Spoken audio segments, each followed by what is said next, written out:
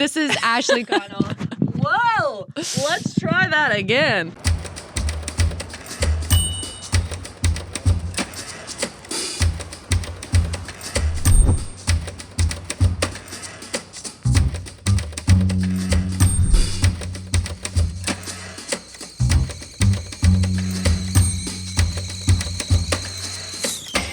Good morning, beautiful people. My name is Abigail, and this is Tea with Abbie, another episode where we talk the tea and the truth about what it's like to be a first-time founder.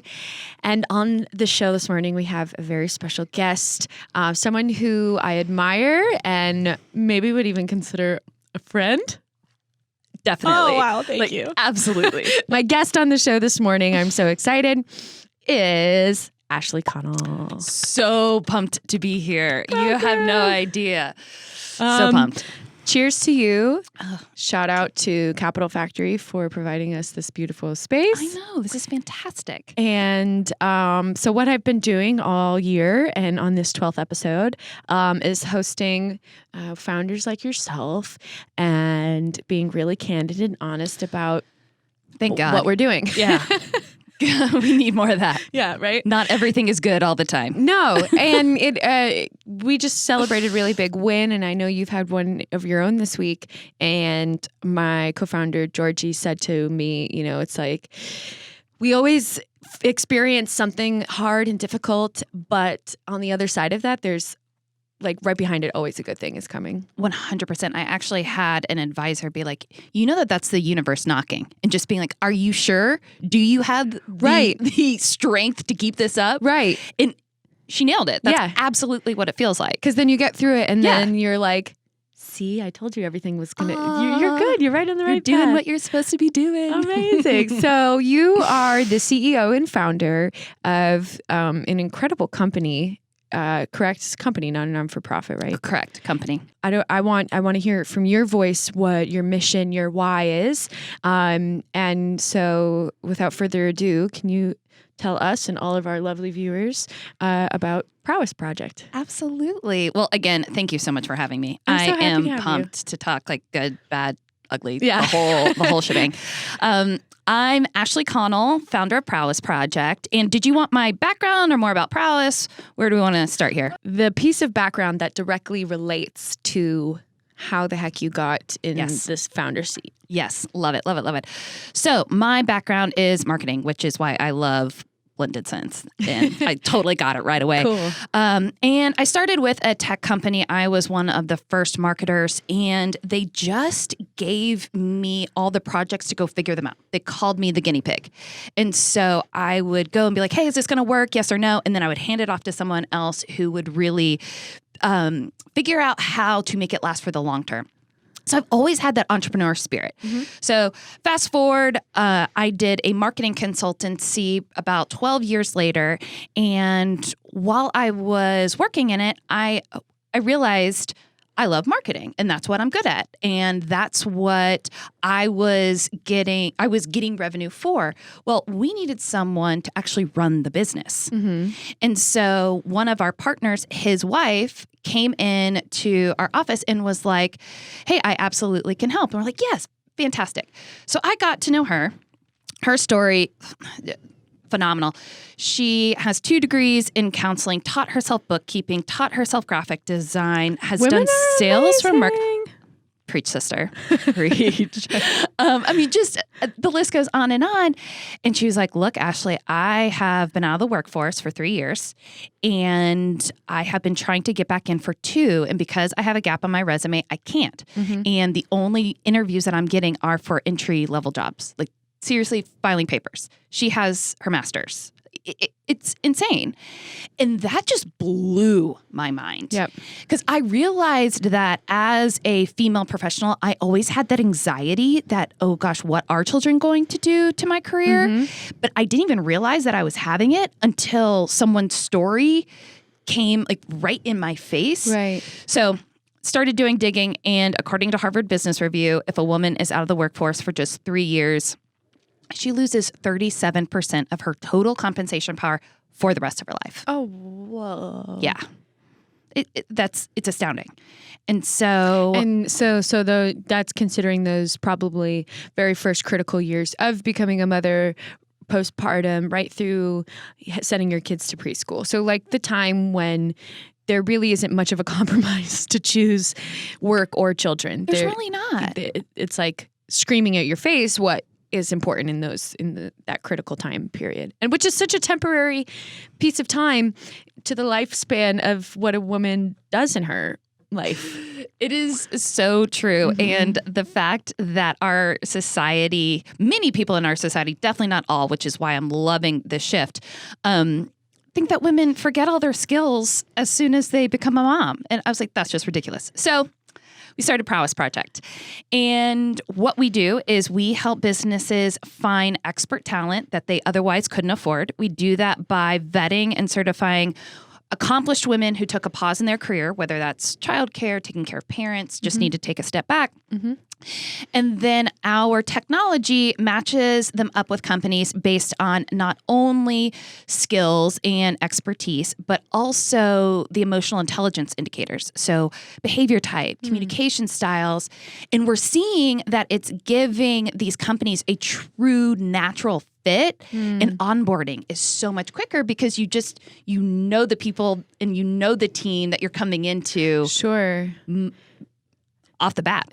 So you're also helping with retention then as well. Right. So these women are going to stick in that role for a longer period of time, which is way better use of resources for a company. 100%. I don't have the statistic off the top of my head, but it's something that companies pay at least, I think, 30% of the salary of the person that they're trying to hire. That could be actually pretty low. So how do women find Prowess Project, get vetted in the network, and how do businesses use your service? Great question. So you can find more information about Prowess Project at our website, prowessproject.com. We're also at Prowess Project on all social channels. And what we realized when we were talking to many of these women is they had this problem of getting back into the workforce, and their number one issue was not technology skills, was not skills of how to work. It was confidence. And having that community around them of just cheering them on and being like, sister, I hear ya. And that's what is so huge about Prowess. So we wanted to meet women where they are. So we have a community that they can join for free, that we share resources. Oh, cool. We have online courses, both free and paid, to get them up to speed. And then we have the certification that if they pass that, they are entered into the job pool. Nice. Yes. So then the business owner or the company, like they're getting quality. I mean, 100%. That's amazing.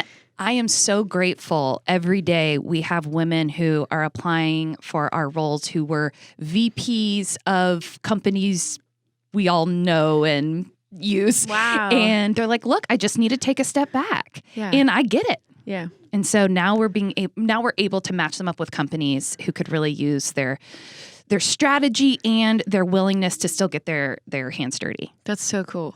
And how long have you been pursuing this? As the founder? Yes. I feel, well, since it's kind of a relative question. Had the idea, interesting. I had the idea for this a morning in October of last year and was let go from our whale of a client that afternoon. It was back to that universe being like, Ashley, you gotta do this. Like, now or never. Now or never. So that was October, went through Founders Institute. It's a incubator, and then officially launched in February. So it feels like dog years since February. I agree. And really only been, 10, 11 months? Yep. But as a founder, it's nonstop. Yeah, we've been incorporated since April, but I'm like, it's been years. Right. Yes.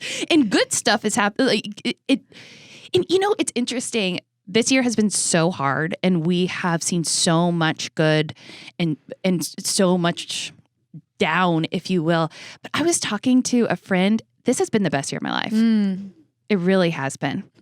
Yeah, it's been hard, but it's been so worth it. Yeah, because you're like totally in control of what you wake up and do every day. Yeah. I mean, and Prowess is all about gender equality in the workforce. And we're starting with this idea of the mommy penalty. And so knowing that I'm waking up every day helping with this is just, it's what it's about. And I'm very grateful for having this opportunity. I couldn't agree more. So tell me about a few things. One, you said you went into a program. Mm-hmm. We've done the same. And then you incorporated in February? Is that yes. What you said? Cool. So like in this short little time span, even though it does feel like dog years, as these bumps and failures and pivots arise, which they are inevitably going to, what stood out to you the most this year about things you've learned about yourself or about business? Something I learned about myself is I will not give up. I always knew I was stubborn, but typically that gets a really bad rap. But really, I feel like I'm using my stubbornness for good now. That's cool. And just refusing to keep me down. And I feel like now, talking this into existence and working so much on Prowess Project, I have a massive tribe of women who are counting on me and my team to help them. And I will not fail them. So that has been a huge lesson for me. I've also realized where I need help. Definitely working through. It's funny, we specialize in operations. However, I have 2 or 3 people that help me with operations. Right.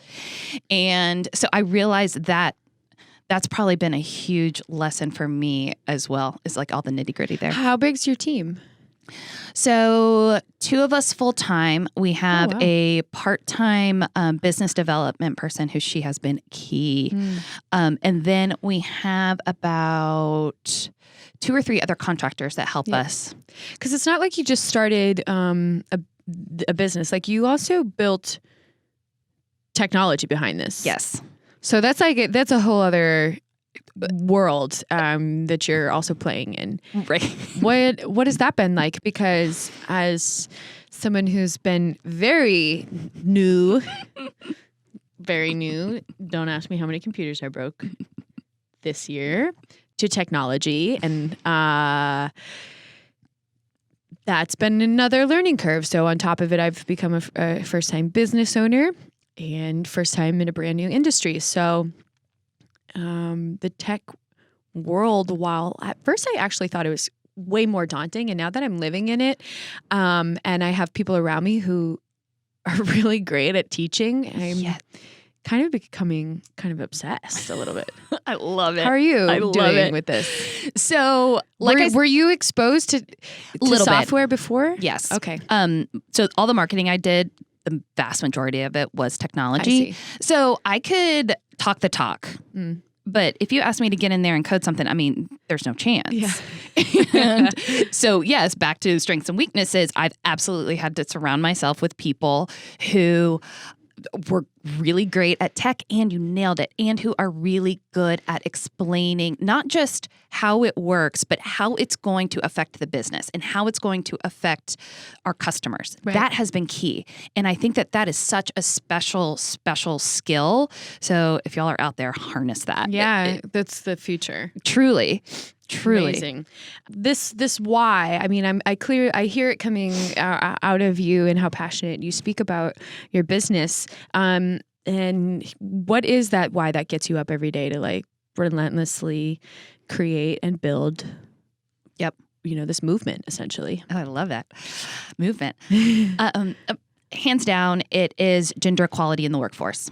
I saw too many times where I was either in the room of women who weren't taken seriously or who were interrupted, et cetera, et cetera. I didn't realize how much of a impact it had on them until years later when I started talking to them. And so, like I said, we're focusing first on this idea of the mommy penalty and getting women working sooner so they have less of a gap, that 37% loss gap.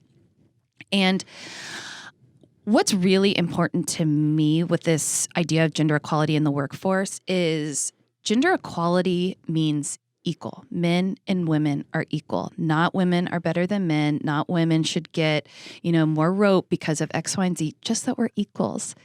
And I feel like we absolutely need to bring men into this conversation. Absolutely. So tell me, what, in your opinion, or from your research and what you see, what are some of the most critical things that men can do, not just to be it's not an ally, but an accomplice, right? So an ally is amazing to be. You love and support, and you are a champion for. But an accomplice, you are linking arms and going to battle with. So how can men not just be allies, but accomplices? I love that. So one thing that, let me take a short step back. Okay. Small one. So I know this is a huge thing to unpack. No, it really is. It's like, okay, we get 5 minutes. Yeah, it really is. So I had that same question. I'm in no way, 4 months ago, I was in no way an expert. Mm-hmm. So we decided to put on these panels called Men Tell All. And it is male leaders in the community, and we get them on a panel and we ask them about gender equality, what they're seeing in the workforce, how have they helped, what are some times that they missed out on helping and are being vulnerable, saying, I wish I would have done this. Yeah. That has been key. One thing that we noticed, or not noticed, but that came to be was this idea of mentors are great, sponsors are better. Mm-hmm. And what a sponsor is based on our Men Tell All event is sponsors are typically higher up in the food chain of the business and will actively help that woman get to where she wants to be in the company. And so that's more than a mentor. So that be putting in a good word, following up so-and-so's idea was really good. I think we should move forward with this. Yes. So following up with their ideas, and then also just having their back and bringing them to the table. Right. It's really hard to have a voice when you don't have a seat at the table. Yep. And so just adding them to all of these conversations. And one more thing that I thought was really interesting from our Men Tell All is the difference between men and women on their definition of confidence. What was that? Yes, this is a generalization. In no way is this always Sure. the case. But we realized that when we had the men on the panel, the audience was asking, okay, well, how do I share my ideas? The response was, just do it. Just fake it till you make it. And we had this woman who was in the audience raise her hand, and she's like, that is not me. I am not a fake it till you make it. I will not feel like my authentic self by doing that. Instead, what I am and how I am confident is I look at all the available information, take it all in, and then make a wise decision later. And it was crazy. It felt like the whole room was like, hallelujah. Like, yes. You said that, finally. Yes. Wow, because it's such a universal, universal in the sense of, there's something hardwired, in the female species to be pragmatic like that. Absolutely. And men are not taught to do that. Mm-mm. Men are taught to show up and be the best you can be and throw out ideas, throw out answers. Yeah. Whereas women are not. That's the piece of advice that we've been given about raising, is that when we're in those investor conversations, to not be afraid to be bold and big and visionary instead of smart and practical and, showing them how everything, the literal steps of how it's all going to work. Because the people we're talking to most likely are going to respond to this thing's going to be amazing kind of the next Amazon, approach. Let's go. Yeah, exactly. Yes. And what do you feel happens when more women are in the workforce in meaningful and impactful roles? What does that mean for a company? What happens? So again, I'm going to mess up the statistics a little bit, but it's been proven that if there is at least one woman on the executive team, they hire 2 times as many women as if it's an all male executive team. And so I think that shows it right there.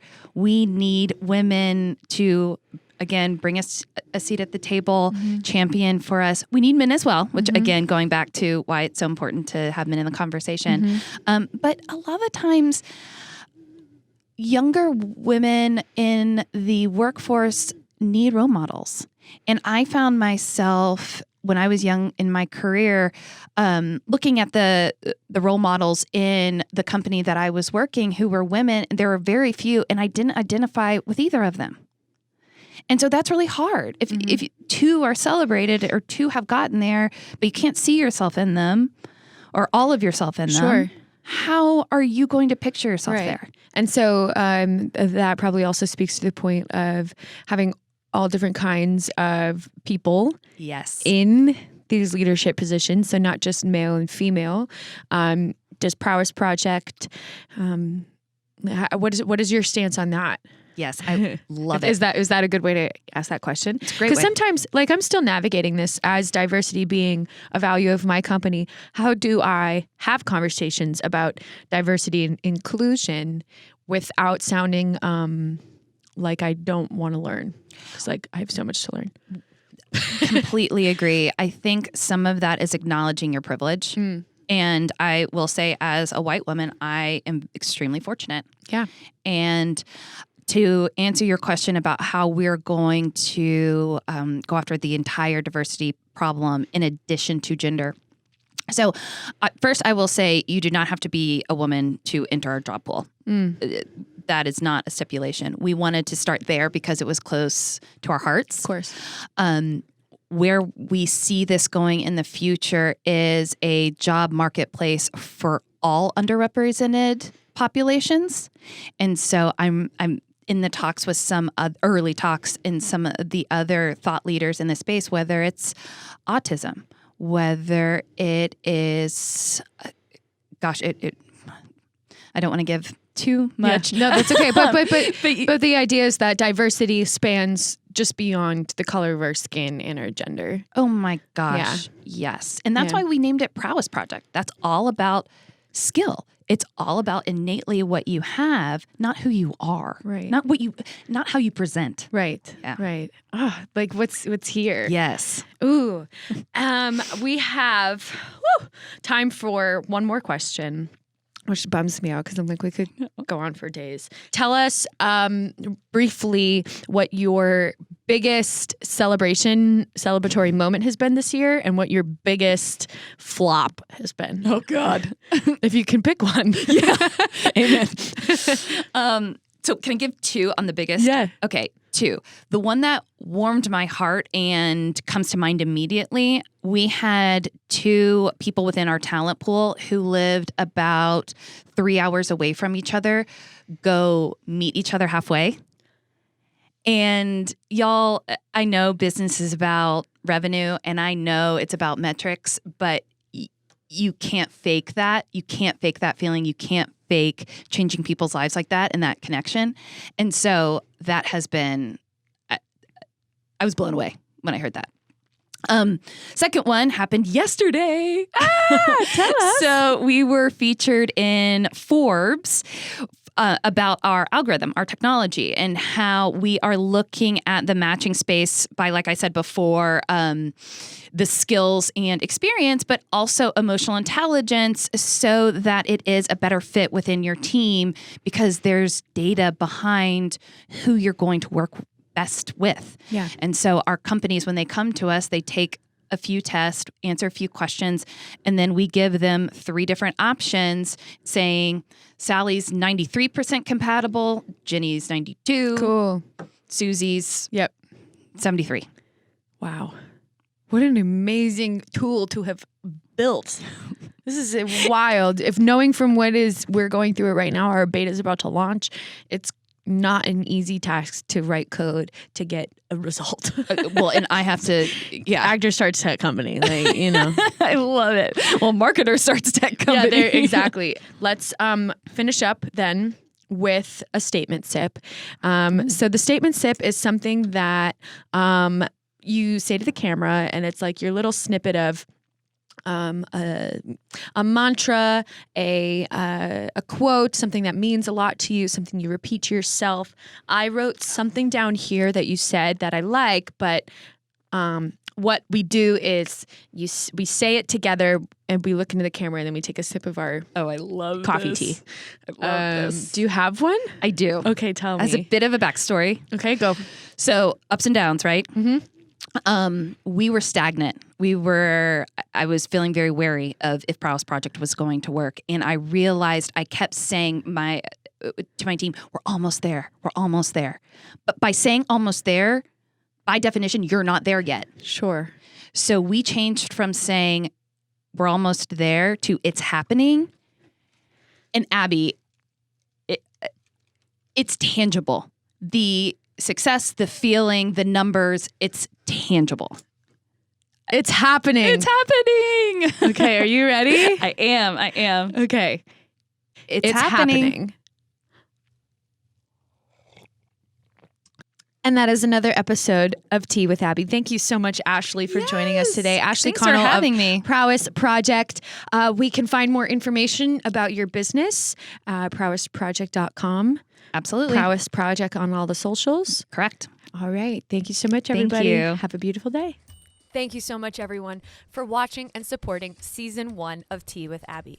We are so grateful to our guests who came on this show to bare their souls and talk about their hopes, their fears, and their experience of what it's been like starting a business.